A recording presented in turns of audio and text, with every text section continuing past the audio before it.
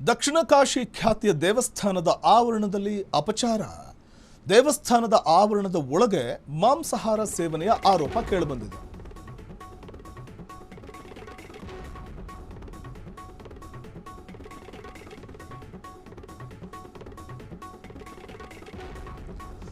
ನಂಜನಗೂಡು ದೇವಸ್ಥಾನದ ದಾಸೋಹ ಭವನದ ಬಳಿ ನಡೆದಿರುವಂತಹ ಕೃತ್ಯ ಇದು. ದಾಸೋಹ ಭವನದ ದ್ವಾರದ ಬಳಿ ಸ್ಥಳೀಯ ವ್ಯಾಪಾರಿ ಮಾಂಸಾಹಾರವನ್ನು ಮಾಡಿದ್ದಾರೆ ಎನ್ನುವಂಥ ಆರೋಪ ಇದೆ. ಹೂವಿನ ವ್ಯಾಪಾರಿ ಪ್ರದೀಪ್ ಎಂಬಾತ ಮಾಂಸಾಹಾರ ಸೇವನೆಯ ಒಂದು ಆರೋಪ ಕೇಳಿಬಂದಿದೆ. ದೇವಸ್ಥಾನದ ಆವರಣದೊಳಗೆ ಮಾಂಸಾಹಾರ ಸೇವನೆಯ ಆರೋಪ ಕೇಳಿಬಂದಿದೆ. ಪವಿತ್ರ ಕ್ಷೇತ್ರದಲ್ಲಿ ಮಾಂಸಾಹಾರವನ್ನು ಸೇವಿಸಿದ್ದಕ್ಕೆ ಈಗ ಭಕ್ತರು ತೀವ್ರ ಆಕ್ರೋಶವನ್ನು ಹೊರಹಾಕ್ತಾ ಇದ್ದಾರೆ. ನಂಜನಗೂಡು ದೇವಸ್ಥಾನ ಹೇಳಿ ಕೇಳಿ ನಂಜುಂಡೇಶ್ವರ ಸ್ವಾಮಿಯ ಸನ್ನಿಧಾನ. ಅದು ಇತಿಹಾಸ ಪ್ರಸಿದ್ಧವಾದಂತಹ ದೇಗುಲ.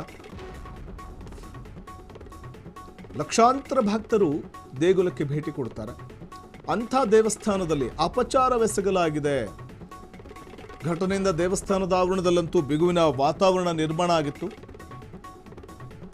ದೇವಸ್ಥಾನದ ಆವರಣದೊಳಗೆ ಮಾಂಸಾಹಾರ ಸೇವನೆಯ ಆರೋಪ ಕೇಳಿಬಂದಿದೆ. ದಕ್ಷಿಣ ಕಾಶಿ ಅಂತಲೇ ಖ್ಯಾತಿವೆತ್ತಂತಹ ಈ ಒಂದು ದೇವಸ್ಥಾನ, ನಂಜನಗೂಡಿನ ದೇವಸ್ಥಾನ ಏನಿದೆ, ನಂಜುಂಡೇಶ್ವರ ಸ್ವಾಮಿಯ ದೇವಸ್ಥಾನ, ಅಲ್ಲಿ ಮಾಂಸಾಹಾರವನ್ನು ಸೇವನೆ ಮಾಡಿದಂಥ ಒಂದು ಆರೋಪ ಇದೆ.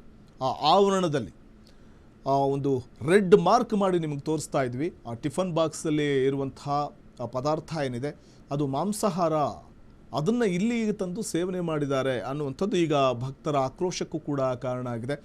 ಹೇಳಿ ಕೇಳಿ ದಕ್ಷಿಣ ಕಾಶಿ ಅಂತಲೇ ಕರೆಸಿಕೊಳ್ಳುವಂಥ ನಂಜುಂಡೇಶ್ವರ ಸ್ವಾಮಿಯ ಸನ್ನಿಧಾನವಾದಂಥ ನಂಜನಗೂಡು ದೇವಸ್ಥಾನದಲ್ಲಿ ಈ ರೀತಿಯಾಗಿ ಅಪಚಾರವನ್ನು ಎಸಗಲಾಗಿದೆ.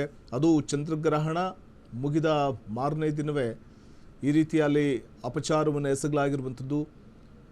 ಹಾಗಾಗಿ ಅದು ಒಬ್ಬ ವ್ಯಾಪಾರಿಯಿಂದ ಈ ರೀತಿಯ ಕೃತ್ಯ ನಡೆದಿದೆ ಅನ್ನುವಂಥ ಒಂದು ಆಕ್ರೋಶ ಭಕ್ತಾದಿಗಳಿಂದ ವ್ಯಕ್ತವಾಗ್ತಾ ಇದೆ. ದಾಸೋಹ ಭವನದ ದ್ವಾರ ನಾವೀಗ ನೋಡ್ತಾ ಇರುವಂಥದ್ದು, ಆ ಮೆಟ್ಲೆ ಏನಿದೆ, ಆ ಮೆಟ್ಟಿಲ ಬಳಿ ಟಿಫನ್ ಬಾಕ್ಸ್ ಇದೆ, ಒಂದೆರಡು ಟಿಫನ್ ಬಾಕ್ಸ್, ಆ ಕಡೆ ಒಂದು ಪ್ಲೇಟ್ ಇದೆ. ದಾಸೋಹ ಭವನದ ದ್ವಾರದ ಬಳಿ ಸ್ಥಳೀಯ ವ್ಯಾಪಾರಿ ಮಾಂಸಾಹಾರವನ್ನು ಸೇವನೆ ಮಾಡಿದ್ದಾರೆ. ಅದಕ್ಕೆ ಸಾಕ್ಷಿಯಾಗಿ ಆ ಬಾಕ್ಸ್, ಟಿಫನ್ ಬಾಕ್ಸಲ್ಲಿರುವಂಥ ಮಾಂಸ, ಮತ್ತೊಂದು ಬಾಕ್ಸ್ ಇದೆ, ಅಲ್ಲೊಂದು ಪ್ಲೇಟ್ ಇದೆ ಕಾರಣ ಅನ್ನುವಂಥದ್ದು. ಅಂದರೆ ಇದಕ್ಕೆ ಸಾಕ್ಷಿ ಅಲ್ಲಿ ಮಾಂಸಾಹಾರ ಸೇವನೆ ಮಾಡಿದ್ದಾರೆ ಅನ್ನುವಂಥದ್ದು ನಾವು ಕಾಣಬಹುದಾಗಿದೆ. ಹೂವಿನ ವ್ಯಾಪಾರಿ ಪ್ರದೀಪ್ ಎಂಬಾತ ಮಾಂಸಾಹಾರ ಸೇವನೆ ಮಾಡಿದ ಆರೋಪ ಕೇಳಿಬಂದಿದ್ದು, ಬರುವಂಥ ಭಕ್ತಾದಿಗಳು ತೀವ್ರ ಆಕ್ರೋಶವನ್ನು ಹೊರಹಾಕಿದ್ದಾರೆ. ಸ್ಥಳದಲ್ಲಂತೂ ಬಿಗುವಿನ ವಾತಾವರಣ ನಿರ್ಮಾಣ ಆಗಿತ್ತು.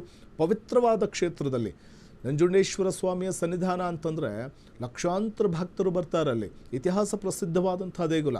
ಆ ದೇಗುಲದ ಬಳಿ ನಡೆದಿರುವಂಥ ಈ ಘಟನೆಗೆ ಭಕ್ತಾದಿಗಳು ಆಕ್ರೋಶವನ್ನು ಹೊರಹಾಕಿದ್ದಾರೆ. ಪವಿತ್ರ ಕ್ಷೇತ್ರದಲ್ಲಿ ಇದೆಂತಹ ಅಪಚಾರ ಅನ್ನುವಂಥ ಒಂದು ಅಸಮಾಧಾನ ಭಕ್ತರದ್ದು. ಸ್ಥಳದಲ್ಲಂತೂ ಬಿಗುವಿನ ವಾತಾವರಣ ನಿರ್ಮಾಣ ಆಗಿತ್ತು. ಭದ್ರತಾ ಸಿಬ್ಬಂದಿಯಿಂದ ಮಾಂಸಾಹಾರ ಸೇವನೆ ಪತ್ತೆ ಹಚ್ಚಲಾಗಿದೆ. ಭದ್ರತಾ ಸಿಬ್ಬಂದಿ ಪತ್ತೆ ಹಚ್ಚಿದ್ದಾರೆ ಇಲ್ಲಿ ಮಾಂಸಾಹಾರ ಸೇವನೆ ಮಾಡಿದ್ದಾರೆ ಅಂತ. ಹಾಗಾಗಿ ಅಲ್ಲಿ ಪ್ರದೀಪ್ ಎಂಬ ವ್ಯಾಪಾರಿಯಿಂದಲೇ ಈ ಕೃತ್ಯ ನಡೆದಿದೆ ಅನ್ನುವಂಥ ಒಂದು ಮಾಹಿತಿ ಸಿಗ್ತಿದ್ದ ಹಾಗೆಯೇ ವ್ಯಾಪಾರಿಯನ್ನು ಹಿಗ್ಗಮುಗ್ಗ ತರಾಟೆಗೆ ತೆಗೆದುಕೊಂಡಿದ್ದಾರೆ ಸಿಬ್ಬಂದಿ. ದೇವಸ್ಥಾನದ ಪಾವಿತ್ರ್ಯತೆಗೆ ಧಕ್ಕೆ ತಂದಿದ್ದಕ್ಕೆ ಸಾರ್ವಜನಿಕರು ಕೂಡ ತೀವ್ರ ಆಕ್ರೋಶವನ್ನು ವ್ಯಕ್ತಪಡಿಸಿದ್ದಾರೆ. ನಿಯಮ ಉಲ್ಲಂಘಿಸಿದ ವ್ಯಾಪಾರಿಗೆ ಭದ್ರತಾ ಸಿಬ್ಬಂದಿ ವಾರ್ನಿಂಗ್ ಕೊಟ್ಟು ಕಳುಹಿಸಿದ ಘಟನೆ ಕೂಡ ನಡೆದಿದೆ. ಈ ಘಟನೆಯಿಂದ ದೇವಸ್ಥಾನದ ಆವರಣದಲ್ಲಿ ಬಿಗುವಿನ ವಾತಾವರಣ ಉಂಟಾಗಿತ್ತು. ಅನಂತರದಲ್ಲಿ ಒಂದಷ್ಟು ಶುದ್ಧಿ ಕಾರ್ಯಗಳು ಕೂಡ ನಡೆದಿದೆ. ಆದರೆ ಈ ಬೆಳವಣಿಗೆ ಒಂದು ರೀತಿಯಲ್ಲಿ ಆತಂಕಕ್ಕೆ ಕಾರಣವಾಗಿದ್ದಂತೂ ನಿಜ.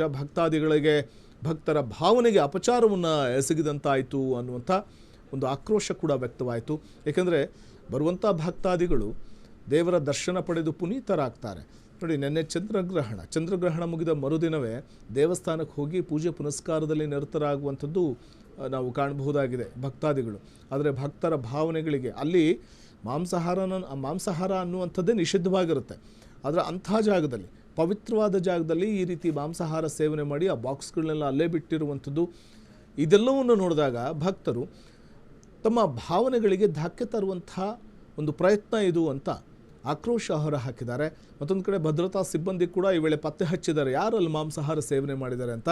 ಹೂವಿನ ವ್ಯಾಪಾರಿ ಪ್ರದೀಪ್ ಎಂಬಾತ ಮಾಂಸಾಹಾರ ಸೇವನೆ ಮಾಡಿದ್ದಾನೆ ಅನ್ನುವಂಥ ಮಾಹಿತಿ ಇದೆ.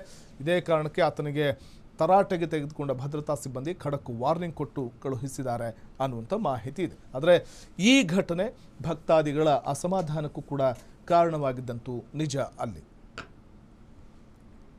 ಕ್ಷಣ ಕ್ಷಣದ ಸುದ್ದಿಗಳಿಗಾಗಿ ಫ್ರೀಡಂ ಟಿವಿ ಸಬ್ಸ್ಕ್ರೈಬ್ ಮಾಡಿ, ಲೈಕ್ ಮಾಡಿ ಹಾಗೂ ಫಾಲೋ ಮಾಡಿ. ಹೊಸ ಸುದ್ದಿಗಳ ನೋಟಿಫಿಕೇಶನ್ಗಾಗಿ ಬೆಲ್ ಐಕಾನ್ ಮೇಲೆ ಕ್ಲಿಕ್ ಮಾಡಿ.